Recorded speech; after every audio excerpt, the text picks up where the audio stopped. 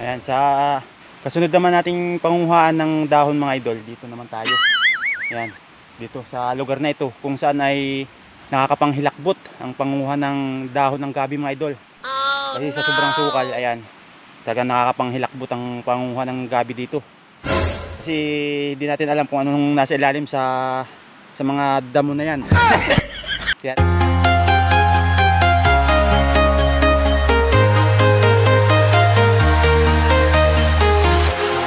walking alone, the streets are empty.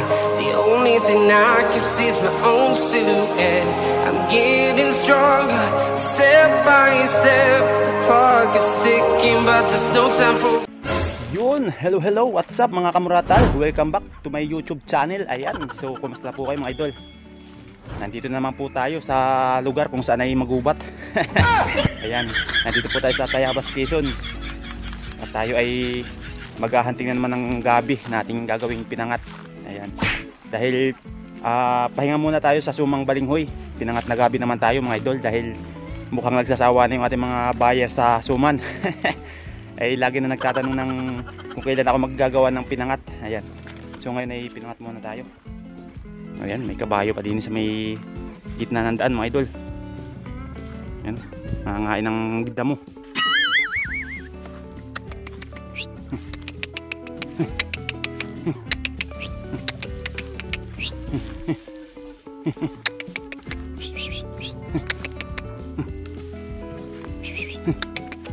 May buboy pa sa tiyan.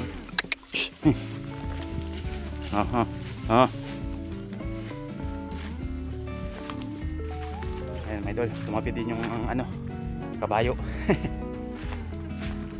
Nasa may gitna.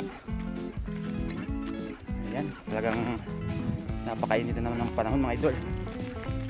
Natatakot pa nga ako, ayaw ko pang magpinangat kasi sobrang init ng panahon yan mga idol. Talagang nakakatakot pang sumuot sa mga gubat-gubat para manguha ng dahon ng gabi. Wala tayong magagawa mga idol kasi no choice tayo. Marami nang naghahanap ng pinangat na gabi. Ayan, kaya wala tayong magagawa kundi magluto ng pinangat. Ayan, medyo hinihingal-hingal pa ako kasi galing pa tayo ng Lucena City mga idol. Ayan, kasi sa Lucena po tayo nakatira. Tapos dito tayo ng mga paninda sa Tayabas, Quezon para medyo makatipid-tipid tayo. Kasi kung lahat ay bibili natin sa Lucena City ay mahal.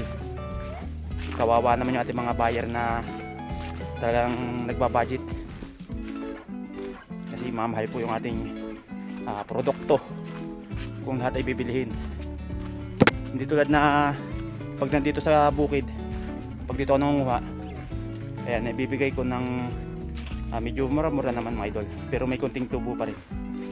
Ayan, kumpara kung bibilhin lahat ay hindi tayo pwedeng magbaba ng presyo. Ayan, presyong pangmasa lang tayo mga idol. Hinihingal pa ako, sobrang init kasi ng panahon yun mga idol. Tapos tayo nakabike lang. Bike lang po yung ating service. Ayan, itong nadadaanan natin ay farm po ito ng mangustin tsaka lansones. Ayan mga idol. Ayan mga idol, mga mangustin po yan. Lawak po yan, halos mga sobra sa 1 hektarya. Puro mangustin. Ayan, kakahawan lang. Ito po ay kalapit lang sa amin, pero hindi po ito amin mga idol. Nakikiraan lang po kami dito. Ayan. Tapos pagdating dito sa kabila, mga lansones nakatanim. Ayan, lansones farm. Tapos mangustin. Ayan, dito po tayo nakikiraan kasi dito medyo mahawan. Kung ikukumpara natin sa may sa may ilog ay nakakatakot kasi masukal doon, madamo, nakakatakot, baka may ahas hindi natin makikita. Dito kasi laging hinahawan, kaya dito tayo nakikiraan. Ayan mga idol, medyo lumamig-lamig sa Lucena kasi sobrang init. Dito sa Tayabas ay medyo hindi naman kainitan kasi bukid. Ayan. Nandito na po tayo mga idol sa taniman ng aking lola. Ayan. Bagong hawa na. Inispray na ng pangdamo. Tsaka sinindihan na siguro. Ayan o. May ano pa din eh. Bangkukang. Ayan mga idol. Kay lola po yan na taniman. Hindi ko lang alam kung anong itatanim dyan.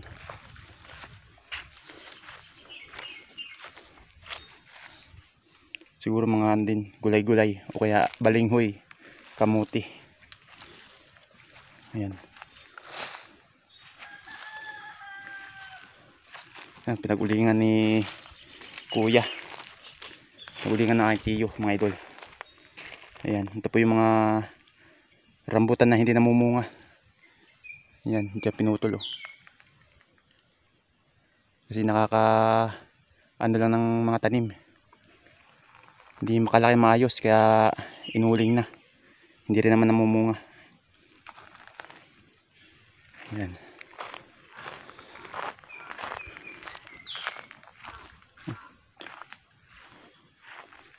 Malaki na rin yung mangustin ni lola oh. Mangustin po yan. So ito naman yung kubo ni lola. Ayan. May sabit-sabit pang ang saging. Ayan o. Ayan mga pahinog ni lola. Saging. Senyorita. Ayan. Tira nung pinadala sa akin sa Lucena. Sa aking mga chikiting. Ayan. Tayo makipitas. Senyorita. Ayan mga idol. Nakipitas ng saging. Hindi pa masyadong kahinugan.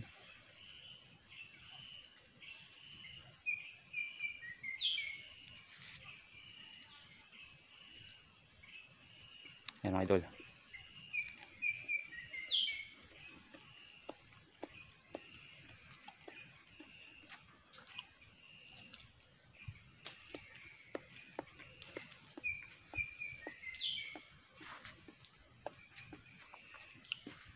Ang tama ng isa.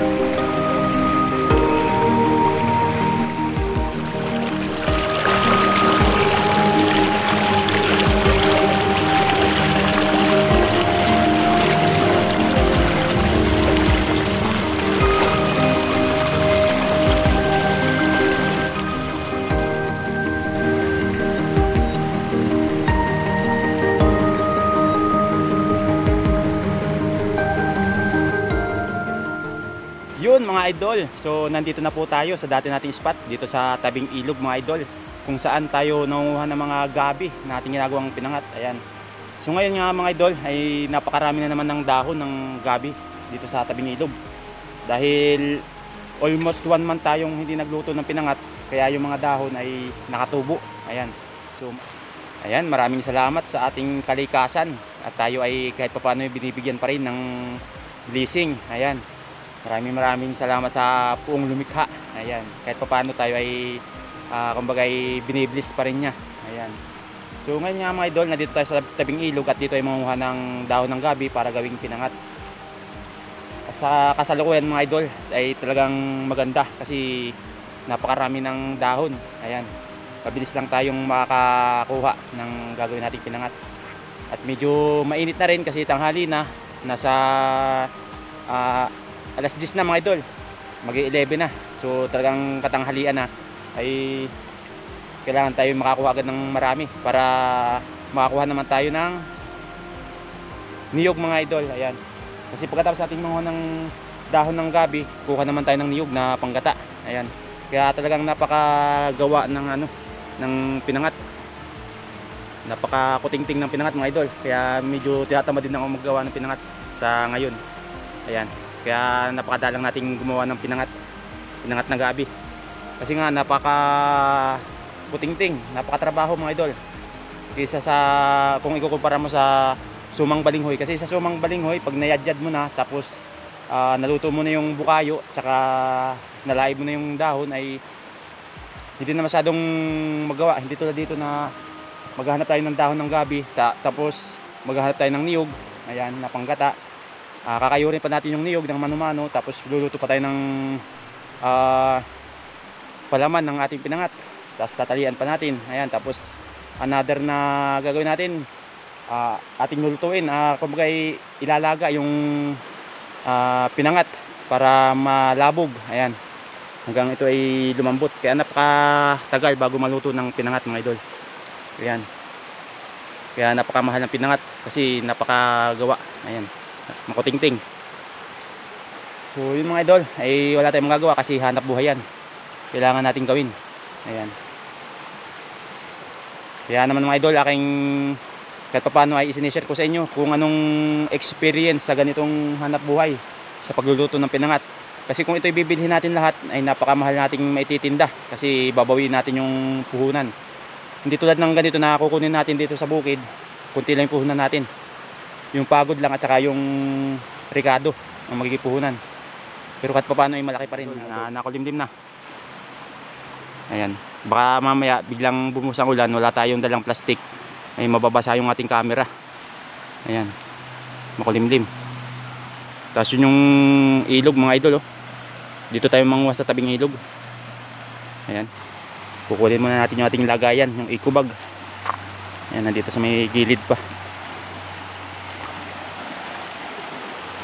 Tsaka yung ating tungkod na tagbak. Ayan, kasi pag nandito tayo sa gubat mga idol, kailangan may tungkod tayong tagbak. Kahit paano, panakot din sa mga ahas. Ayan, lalo na dito sa tabing ilog. Marami po dyan. Kaya kailangan may tungkod tayo. Kahit paano ay pambugaw. Ayan, papalupaluin natin yung ating aapakan para kung mayroong ano dyan ay umalis. Ayan, kaya kailangan may tungkod. Kasi ito nga po yung ating lagayan. Kahit paano kanina ay nanguha na tayo sa mga nadadaanan natin.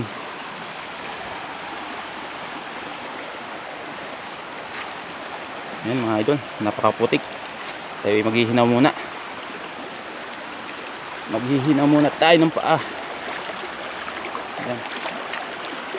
Ang lamig ng tubig, sarap maligo. Ang problema, hindi tayo makakaligo mga idol kasi nagbike tayo. Ayan, pagod. Pasma ang abutin. Saka nagdala na rin tayo mga idol ng another na sombrero. Ayan, ating pang dubli kasi sobrang init. Ayan mga idol, magdudubli tayo ng sombrero kasi sobrang init mga idol. Ayan. Tapos dito sa gitna tayo manguha, sobrang init kaya kailangan dubli. So tara mga idol, tayo manguha muna ng dahon. Sobrang init, napakainit. Tabi-tabi po, tabi-tabi po. So yun mga idol, marami na ang dahon ng gabi mga idol kasi nakatubo na sila. Ayan, kasi sa buwan din tayong di nakapanguha ng dahon. Ayan, kaya maraming tumubo. Ayan. May pa-order po kasi tayong pinangat, 10 piraso dadalhin sa swimming. Kaya napilitan tayong magluto ngayon. Kasi ang gusto ko talaga ay sumang balinghoy muna. Kasi sobrang init. Ayan. May pa-order tayo 10. Kaya kailangan natin magluto ng ating pinangat na gabi. Ayan. Talaga namang napakainit mga idol. Sobrang init.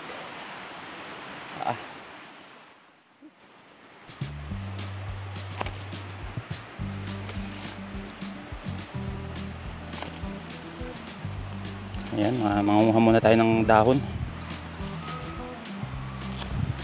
Mabutit hindi pa sumasanting masyado ang init, nakakulimlim. Ayan, pagkakataon na natin manguha.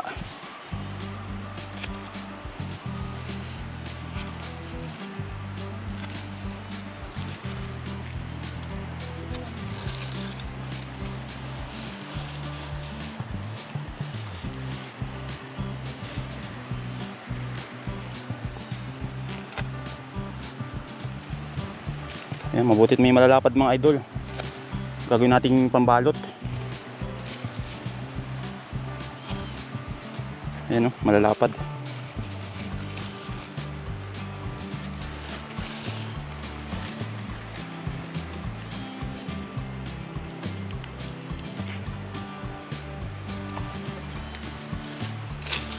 Sabi po.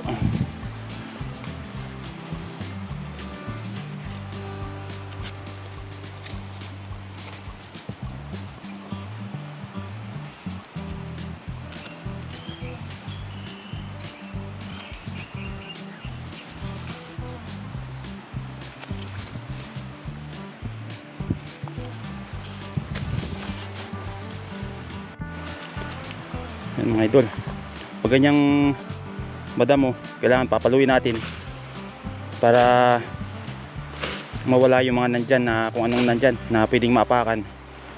Papaluin natin ganyan, kaya kailangan may tagbak tayong tungkod. Yan, kasi napakadamo. Yan.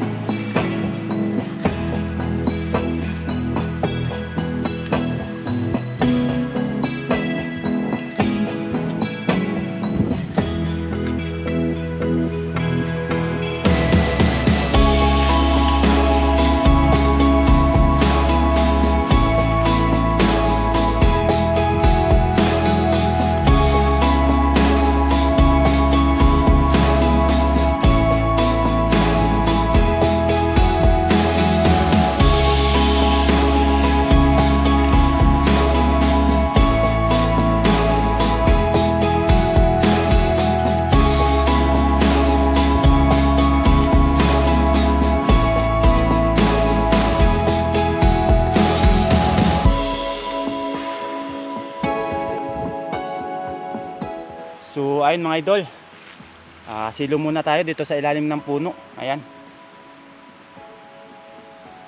tapos na po tayo manguha ng gabi dito sa may tabi ng ilog. Kaya naman tayo ay pahinga muna. Sobrang init mga idol. Kasunod namang ayan, sa kasunod naman nating pangunguhaan ng dahon mga idol, dito naman tayo.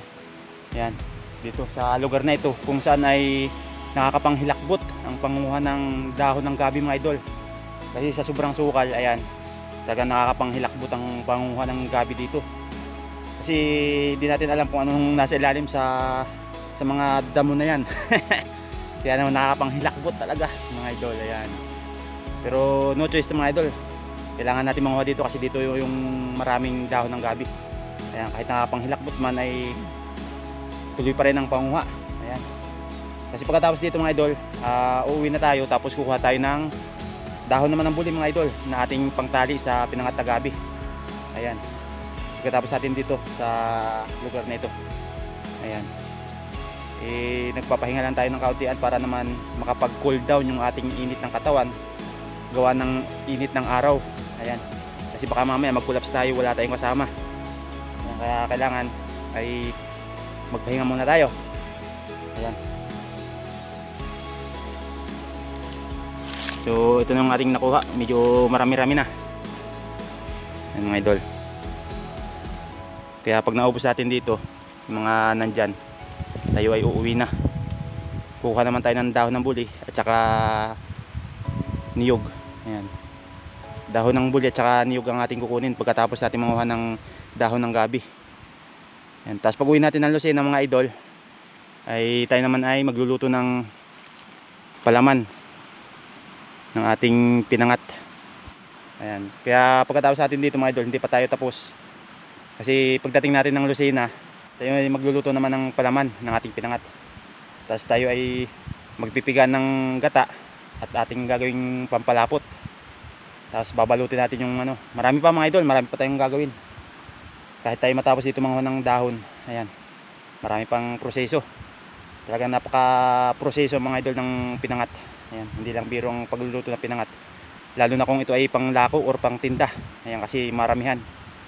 Hindi bali kung pang ulam lang or pang sarili na pang ulam mga idol. Ayan, kahit mga 5 pirasong pinangat ay okay na, madali lang. Pero pag yung pang lako ay mahirap kasi marami. Ayan, malaking oras ang makukuha natin or makukonsume. Ayan. So ayun mga idol, manguha muna tayo dito ng dahon ng gabi sa lugar na ito kung saan ay nakakapanghilakbot ang panguhan ng dahon ng gabi mga idol. So tara, let's go. Swagger down the street with your red lips and funky beat. You better hold your head up to the sky. I'm gonna roll with you till the day I die.